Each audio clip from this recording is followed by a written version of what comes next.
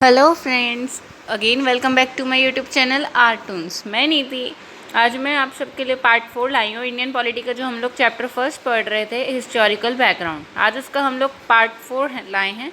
इसमें हम लोग पढ़ेंगे कम्युनल अवार्ड के बारे में, गवर्नमेंट ऑफ इंडिया एक्ट 1935 के बारे में, पूना पैक्ट के बारे में, इंडियन इंडिपेंडेंस एक्ट 1947 के बारे में। तो दोस्तों, अभी तक जिसने मेरे चैनल को सब्सक्राइब नहीं किया है वो मेरे चैनल को प्लीज़ सब्सक्राइब कर दीजिए और बेल बटन को भी प्रेस ज़रूर कीजिएगा लेटेस्ट अपडेट्स पाने के लिए।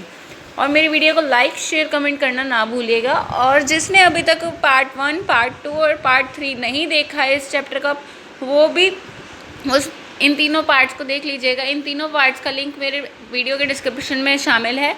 और आप चाहे तो मेरे चैनल पे जाके वीडियो की प्लेलिस्ट में जाके आप ये वीडियोस देख सकते हैं, पार्ट 1, पार्ट 2 और पार्ट 3 का। तो चलिए अब बिना कोई देरी किए हम अपना पार्ट 4 स्टार्ट करते हैं, जिसमें हम पहले पढ़ेंगे कम्युनल अवार्ड के बारे में। So let's start our video. तो friends, over today's first topic is communal award. आज का हमारा पहला एक्ट है कम्युनल अवार्ड। तो आज हम पहले पढ़ेंगे कम्युनल अवार्ड के बारे में।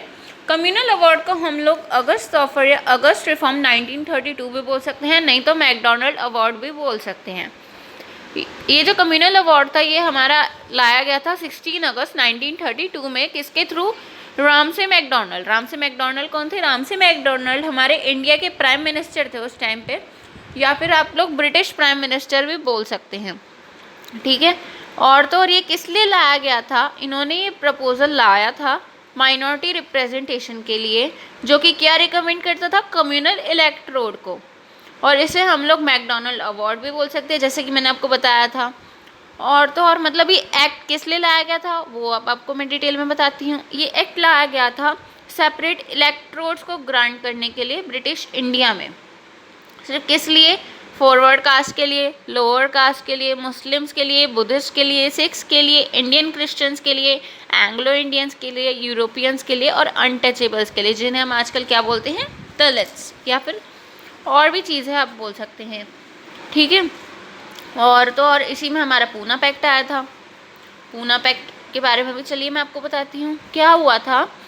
मतलब इस एक्ट के आने के बाद ऑलमोस्ट पूरे इंडिया में एक मीटिंग रखी गई थी, मीटिंग रखी जा रही थी, जिसके अंदर अलग अलग पॉलिटिकल लीडर्स थे, अलग अलग परसुएशंस के, जैसे कि madam Mohan Malviya, BR Ambedkar, MC राजा, ये सारे इन मीटिंग में थे। और तो और इन मीटिंग्स के एंड में क्या डिसाइड किया गया? एक एग्रीमेंट लाया गया जिसका नाम था पूना पैक्ट। क्या नाम था? पूना पैक्ट। इस पैक्ट में क्या था? यहाँ पे एग्रीमेंट्स थे किनके बीच में? डॉक्टर बाबा साहेब अम्बेडकर और महात्मा गांधी के बीच। कहाँ पे?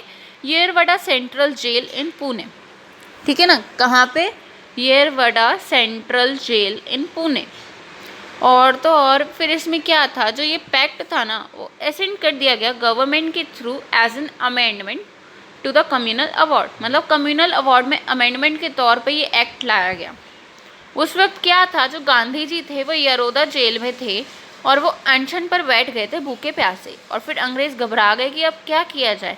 और जो नीची जात का हित किया जाता था उनके लिए हक BR अम्बेडकर जी मांगते थे। तो फिर महात्मा गांधी जी ने अम्बेडकर जी से एक मीटिंग करी और फिर उसके बाद पूना पैक्ट आया। और पूना पैक्ट के अंडर SC के लिए कुछ सीट्स रिजर्व की गई। SC यानी शेड्यूल कास्ट, या फिर आप फॉरवर्ड कास्ट या दलित्स बोल सकते हैं, ठीक है ना। अब ये पूना पैक्ट जो था इसके कुछ प्रोविजंस भी थे, तो चलिए अब इनके हम प्रोविजंस पढ़ लेते हैं। ये पैक्ट क्या करता था? ये सेपरेट इलेक्टोरेट्स को अबेंडन करता था। क्या करता था? अबेंडन। किसके लिए? डिप्रेस्ड क्लासेस के लिए। तो अबेंडेंट मीन्स मैं आपको बता देती हूँ। अबेंडेंट मीन्स होता है कोई ऐसी चीज़ को रद्द कर देना। मतलब अब इसमें क्या था? सेपरेट इलेक्टोरेट्स थे डिप्रेस्ड क्लासेस के लिए, उन्हें हमेशा के लिए रद्द कर दिया गया। लेकिन क्या था? डिप्रेस्ड क्लासेस के लिए कुछ सीट्स अभी भी रिजर्व थी और उनका नंबर बढ़ा दिया गया। 71 सीट्स रिजर्व थी, उन्हें बढ़ा के 147 कर दिया गया। कहाँ पे? प्रोविंशियल लेजिस्लेचर्स में। और तो और जो सेंट्रल लेजिस्लेचर था ना, उसका टोटल 18% रिजर्व था डिप्रेस क्लासेस के लिए, ठीक है। And our second point here is, मतलब जितने भी ये इलेक्शंस थे सीट्स को लेके जॉइंट इलेक्टोरल सब्जेक्ट के थ्रू उसके लिए एक प्रोसीजर फॉलो किया जाएगा। मतलब ये था कि जितने भी सीट्स के लिए इलेक्शन थे वो जॉइंट इलेक्टोरल सब्जेक्ट के थ्रू होंगे, और तो और इसका फॉलोइंग प्रोसीजर यहाँ पे गिवन है। All the members of the depressed classes registered in the general electoral roll of A constituency will form an electoral college which will elect a panel of 4 candidates belonging to the depressed classes for each of such reserved seats by the method of the single vote, and 4 persons getting the highest number of votes in such primary elections shall be the candidates of 4 elections by the general electoral। मतलब ये था जितने भी depressed classes के members registered होते हैं general electoral roll of A constituency में, वो एक इलेक्टोरल कॉलेज फॉर्म करेंगे, जिसमें क्या होगा, इसमें ना 4 कैंडिडेट को इलेक्ट किया जाएगा जो कि कहाँ से बिलोंग करते होंगे, डिप्रेस्ड क्लासेस से बिलोंग करते होंगे। किस लिए किया जाएगा, हर उस रिजर्व सीट्स के लिए, और किस मेथड के थ्रू, सिंगल वोट वाले मेथड के थ्रू। और तो और जो 4 लोग सबसे ज़्यादा वोट पाएंगे उन्हें इस प्राइमरी इलेक्शंस में एज अ मेंबर खड़े होने का मौका मिलेगा। मतलब जैसे वो कैंडिडेट्स होते हैं ना जो इलेक्शंस में खड़े होते हैं, एमएलएज, एमपीज़ वगैरह, वैसे इन्हें मौका दिया जाएगा। किसके थ्रू, जनरल इलेक्टोरेट के थ्रू। एंड इसके बाद फिर हमारा थर्ड पॉइंट आता है, जो प्राइमरी इलेक्शन का सिस्टम था ना पैनल ऑफ कैंडिडेट के लिए इलेक्शंस के थ्रू, उसे पहले मेंशन किया गया था, जैसा कि पहले मेंशन किया गया था कि वो अपने आप ही एंड हो जाएगा आफ्टर फर्स्ट 10 ईयर्स, और तो नहीं तो वो फिर टर्मिनेट हो जाएगा। तो इन्होंने क्या किया, इन्होंने इसे टर्मिनेट कर दिया जल्द से एक म्यूचुअल एग्रीमेंट के थ्रू। ठीक है, इसके बाद हमारा नेक्स्ट पॉइंट आता है, the system of representation of depressed classes bye reserve seat shall continue until determined otherwise by mutual agreement between the communities concern. अब इसमें क्या था, जो रिप्रेजेंटेशन का सिस्टम था ना डिप्रेस्ड क्लासेस का, रिजर्व सीट्स के थ्रू वो कंटिन्यू किया जाएगा जब तक कि जो जितनी भी कम्युनिटीज़ हैं ना उनके बीच में एक म्यूचुअल एग्रीमेंट ना हो जाए। ठीक है, जब तक उनके बीच में एक म्यूचुअल एग्रीमेंट है जब तक। फिर नेक्स्ट पॉइंट है हमारा, the franchise of the depressed classes shall be as indicated in the Lothian committee Indian franchise committee report. मतलब ये था जो भी डिप्रेस्ड क्लासेस की फ्रेंचाइजेस थी वो एज इंडिकेटेड थी किसमें, लोथियन कमेटी, जिसे आप लोग इंडियन फ्रेंचाइजेस कमेटी रिपोर्ट भी बोल सकते हैं। 6th पॉइंट हमारा आ जाता है, सेकंड लास्ट पॉइंट हमारा इस एक्ट का, there shall be no disabilities attached to anyone on the ground of his being a member of the depressed classes in regard to any election to local bodies or appointment to the public services. Every endeavour shall be made to secure a fair representation of the depressed classes in these respects। अब इसमें क्या था, यहाँ पे decide कर लिया गया कि इसमें कोई भी ऐसी डिसेबिलिटीज़ नहीं होगी जो कि किसी के ग्राउंड से अटैच होगी, कि वो मतलब ये है इसमें कि यहाँ पे कोई भी ऐसी डिसेबिलिटीज़ नहीं होगी जो कि एक ऐसे पर्सन के उससे अटैच हो, किसी ऐसे पर्सन के उससे अटैच हो जिसका कि जो डिप्रेस्ड क्लासेस के उससे मेंबर हो इलेक्शंस के तौर पे लोकल बॉडीज़ के उसमें। और तो और क्या था, या फिर आप ये भी बोल सकते हैं जो पब्लिक सर्विसेज के लिए अपॉइंटमेंट हो। ठीक है, फिर इसमें था हर एक पर्सन को एक सिक्योर फेयर रिप्रेजेंटेशन दिया जाएगा, डिप्रेस्ड क्लासेस का जो मेंबर होगा उसे इसके उसमें। और फिर हमारे इसमें लास्ट पॉइंट आ जाता है, in every province out of the educational grant and adequate sum shall be earmarked for providing educational facilities to the members of depressed classes. अब इसमें क्या था, हर प्रोविंस में ये था कम से कम एजुकेशनल ग्रांट दी जाएगी हर एक डिप्रेस्ड क्लासेस के मेंबर्स को, मतलब उन्हें एजुकेशनल फैसिलिटीज़ दी जाएगी और तो और कुछ पैसे दिए जाएंगे एजुकेशनल फैसिलिटीज़ के साथ साथ। तो पूना पैक्ट में हमारा ये था। फ्रेंड्स, आई होप आप लोगों को समझ आ रहा होगा। इसके बाद हमारा आ जाता है गवर्नमेंट ऑफ इंडिया एक्ट 1935। इस एक्ट में क्या था, 2 सेक्शन थे, मतलब 321 सेक्शंस थे जिन्हें आप हिंदी में अनुच्छेद बोल सकते हो, और 10 शेड्यूल्स थे। या फिर शेड्यूल्स आप बोल सकते हैं। और तो और इस एक्ट में क्या किया गया, ऑल इंडिया फेडरेशन की लिस्ट बनाई। इसमें 3 लिस्ट थी, federal list, provincial list, concurrent list. Federal list 59 थी, प्रोविंशियल लिस्ट 54 थी, कॉन्करेंट लिस्ट 36 थी। और क्या किया गया, जो रेजिड्यूरी पावर थी, जितनी भी रेजिड्यूरी पावर थी वो वाइसरॉय को दे दी गई। डायरेक्टी को एबॉलिश कर दिया गया। इन्होंने क्या किया, पहले तो इसे स्टेट पे से हटा दिया गया, लेकिन फिर बाद में इसे सेंट्रल पे इंट्रोड्यूस कर दिया गया था। ठीक है, बाईकैमरलिज्म लिया है। 11 में से 6 प्रोविंसेस ने इसे बाईकैमरलिज्म को एक्सेप्ट किया। वो 6 प्रोविंसेस कौन सी थी, पहली थी Bengal, second one is Bombay, third one is Madras, fourth one is Bihar, fifth one is Assam and sixth one is United provinces.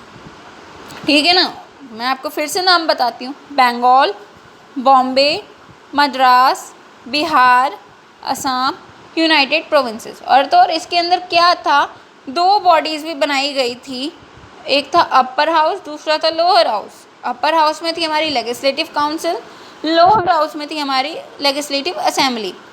Upper house को आज के टाइम में हम लोग बोलते हैं राज्यसभा, ठीक है, और लेजिस्लेटिव असेंबली यानी लोअर हाउस को आज के टाइम में हम लोग बोलते हैं लोकसभा। याद रहेगा, अपर हाउस यानी लेजिस्लेटिव काउंसिल यानी राज्यसभा, लोअर हाउस यानी लेजिस्लेटिव असेंबली यानी लोकसभा। ठीक है, और क्या किया गया, जो कम्युनल रिप्रेजेंटेशन था उन्हें फिर से बढ़ा दिया गया डिप्रेस्ड क्लासेस के लिए। जो फेडरल कोर्ट थी उसे एस्टेब्लिश किया गया कौन से ईयर में, 1937 में। ठीक है, और तो और FPSC, JPSC और PPSC को एस्टेब्लिश किया गया। अब FPSC, JPSC, PPSC ये होते हैं, चलिए ये भी मैं आपको बताती हूँ। FPSC हमारा होता है फेडरल पब्लिक सर्विस कमीशन। क्या होता है, फेडरल पब्लिक सर्विस कमीशन। इसे हम आज के टाइम में क्या बोलते हैं, UPSC। ठीक है ना, यूनियन पब्लिक सर्विस कमीशन बोलते हैं हम इसे आज के टाइम में।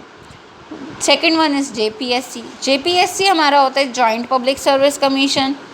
फिर थर्ड था हमारा PPSC को बोलते हैं प्रोविंशियल पब्लिक सर्विस कमीशन। इसे आज के टाइम में हम लोग स्टेट PSC बोलते हैं। ये तीनों एस्टेब्लिश हुए हमारे FPSC, JPSC, PPSC इस एक्ट के अंडर में। ठीक है, और इस एक्ट के अंदर क्या हुआ, इस एक्ट के अंदर हमारी RBI एस्टेब्लिश की गई करेंसी इशू करने के लिए। RBI होती है हमारी रिजर्व बैंक ऑफ इंडिया। ठीक है, और जो वोटिंग राइट्स थे उन्हें बढ़ा दिया गया। ठीक है, और जो सेक्रेटरी और स्टेट ऑफ इंडिया थे उनकी टीम बना दी गई। ठीक है, और जो काउंसिल ऑफ इंडिया था ना उसे एस्टेब्लिश कर दिया गया था। काउंसिल ऑफ इंडिया हमारी बनी थी 1858 के एक्ट में बनी थी ये। ओके, तो चलिए अब हम आगे चलते हैं।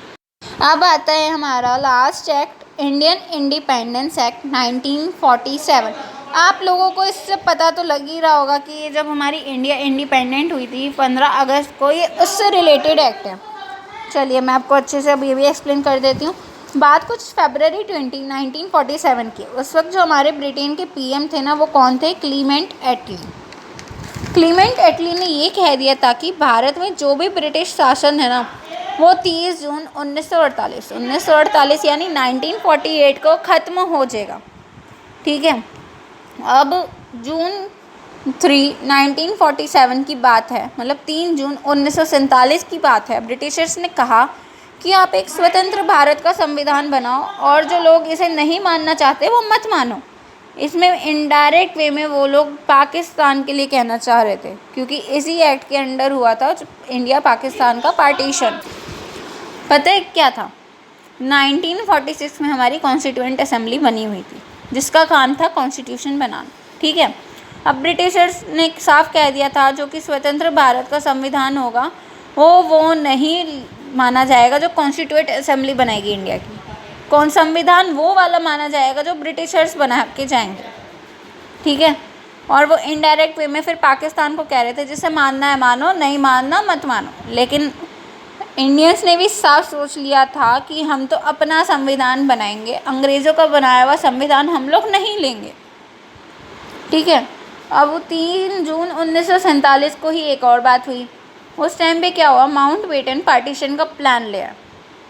किसका प्लान ले? पार्टीशन का, इंडिया पाकिस्तान के पार्टीशन का, जिसे नाम दिया गया माउंट बेटन प्लान। उसे माउंट बेटन प्लान के नाम से जाना गया, ठीक है। और तो 2 नेशन थ्योरी भी अनाउंस कर दी। पार्टीशन को क्या बोला गया? 2 नेशन थ्योरी, ठीक है ना। अब इस एक्ट के हम कुछ प्रोविजंस पढ़ लेते हैं, यानी आप फीचर्स भी बोल सकते हैं, प्रोविजंस भी बोल सकते हैं, या फिर मेन पॉइंट्स भी बोल सकते हैं। तो चलिए वो भी मैं आपको बताती हूँ। इस एक्ट में क्या हुआ? 15 अगस्त 1947 को, यानी 15 अगस्त 1947 को ब्रिटिश रूल का एंड हो गया, ठीक है। सेकंड थिंग क्या हुई? इंडिया पाकिस्तान का पार्टीशन हो गया, मतलब जो 2 नेशन थ्योरी लाए थे, माउंट बेटन प्लान जैसे बोला था, वो इन्होंने कर दिया, ठीक है। Abolition of office of viceroy, इसकी जगह पे क्या कर दिया गया? गवर्नर जनरल बना दिया गया। पहले गवर्नर जनरल कौन थे? इंडिया के फ्रीडम इंडिया के, इंडिपेंडेंट इंडिया के गवर्नर जनरल थे पहले लॉर्ड माउंट बेटन, ठीक है। फिर क्या किया गया? ब्रिटिशर्स ने यहाँ पर ये चालाकी दिखा दी, ये कह दिया कि यहाँ पर जो 2 डोमिनियन मतलब स्वतंत्र राज्य हैं 2, वो चाहे तो हमारे बनाए हुए रूल्स फॉलो कर सकते हैं, चाहे तो अपने बनाए हुए रूल्स फॉलो कर सकते हैं, या फिर अपने अलग रूल्स बना सकते हैं। मतलब इन्होंने ये चालाकी दिखा दी कि उनका बनाया हुआ संविधान फॉलो किया जाए, हिंदुस्तान का अपना बनाया हुआ संविधान फॉलो ना किया जाए, ठीक है। कॉन्स्टिट्यूएंट असेंबली को एम्पावर्ड कर दिया गया, ये बोलकर कि अपनी अपनी यूनियन टेरिटरी पे हर राज्य अपना लॉ बनाएगा, पाकिस्तान अलग, भारत अलग। और क्या किया गया? Office of secretary of state की जगह secretary of state for the Commonwealth affairs बना दिया गया। क्या कर दिया गया? Office of secretary of state की जगह secretary of state for Commonwealth affairs बना दिया गया। फिर क्या किया गया? ब्रिटिशर्स का जो प्रोविजनल स्टेट्स था ना, प्रोविंशियल स्टेट्स, उसके ऊपर एक शासन होता था, वो ख़त्म कर दिया गया, ठीक है ना। प्रोविंशियल स्टेट्स के ऊपर ब्रिटिशर्स का एक शासन होता था, उसे वो ख़त्म कर दिया गया। और क्या किया गया? प्रिंसली स्टेट्स को एक राइट दिया गया, मतलब जो भी जितनी भी प्रिंसली स्टेट्स होती थी ना, उनको एक अधिकार दिया गया कि आप चाहो तो भारत में आ जाओ, चाहो तो पाकिस्तान में चले जाओ, और चाहो तो अपना स्वतंत्र रह लो। मतलब लगभग सभी ने तो भारत को चुना, सिर्फ 3 ही ऐसी स्टेट्स थी जिन्होंने मना कर दिया कि हम ना तो भारत में आएंगे और ना ही पाकिस्तान में आएंगे। उसमें से एक था जम्मू कश्मीर, ठीक है ना। जम्मू कश्मीर का भी इसी वजह से पहले अलग से संविधान था, लेकिन अब आर्टिकल 370 हटने के बाद जम्मू कश्मीर एक यूनियन टेरिटरी बन गया, और वो भारत का ही हिस्सा था पहले भी, लेकिन अब उसका संविधान एक नहीं। बाद में इसे मिला लिया गया था, किसके थ्रू? पंडित जवाहरलाल नेहरू के थ्रू, ठीक है। बाद में इसे मिला लिया था पंडित जवाहरलाल नेहरू के थ्रू। ब्रिटिश क्राउन से एम्पायर ऑफ इंडिया का टाइटल छीन लिया गया था, मतलब जो ब्रिटिश क्राउन थी ना, उनको एक टाइटल दिया गया था एम्पायर ऑफ इंडिया, वो टाइटल उनसे छीन लिया गया। Discontinued the appointments of civil servants, मतलब जितनी भी सिविल सर्वेंट्स की अपॉइंटमेंट्स थी ना, उन्हें डिसकंटिन्यू कर दिया गया। लेकिन यहाँ पे एक चीज़ की गई थी, जो कि थी यहाँ पर ब्रिटिशर्स ने पहले से अपॉइंट कर रखे थे ना जो लोग, उनकी पावर पर, उनके फंक्शंस पर कोई आँच नहीं आई, बस अपॉइंटमेंट्स डिसकंटिन्यू कर दी गई, कुछ दिनों के लिए रोक दिया गया उन अपॉइंटमेंट्स को, और बाद में फिर वही हो गया, जितने भी सिविल सर्वेंट्स उन्हें अपॉइंट किया जाने लगा। और क्या किया गया? 1935 के एक्ट के अकॉर्डिंग इंडिया पाकिस्तान चलेगा, अगर वो चाहे तो अपनी तरफ से मॉडिफिकेशन ला सकता है, ठीक है। और क्या बोल दिया गया?